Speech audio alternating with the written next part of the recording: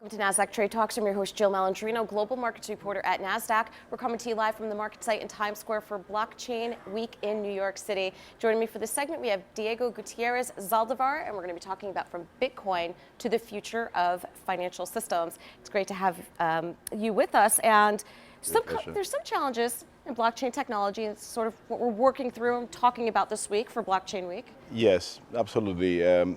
We have been in the space for many years with my company, seeing how blockchain and Bitcoin evolved from the early days.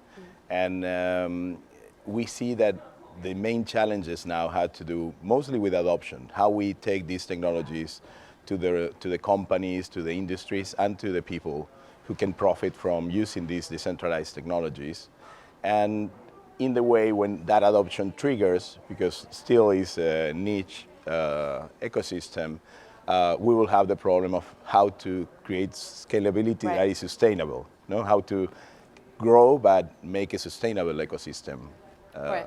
And I think that's one of the largest challenges, of course, is mass institutional adoption, as you had said, scaling the business. So is RSK and RIF, your companies, is that what you're looking to do, help companies scale this technology? Yes.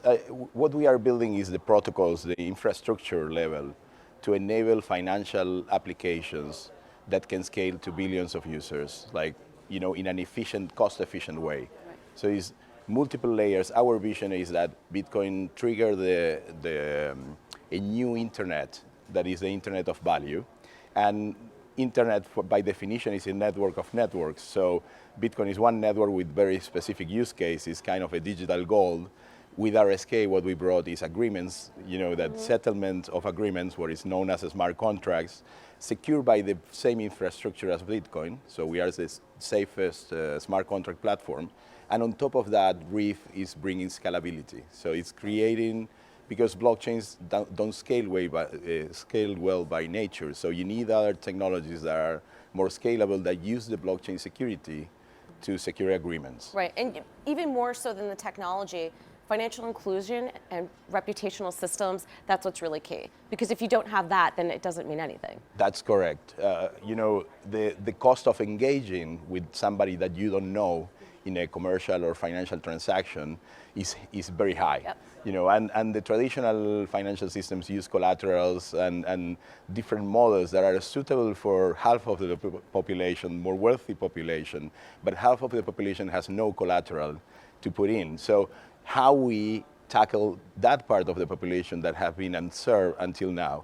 And reputational models are the key for that. Right. And they can create, using the blockchain technology and our platforms, they can create profiles that they can share with others to interact on commercial transactions. And that's the key to take them out of poverty, because then they can access to credits, insurance, have reputational profiles that can be used to trade, access better markets. Yeah. Yes. I think that's one of the most significant parts of digital assets, is allowing the underbanked to be banked. So to wrap up here, what about decentralized cloud computing?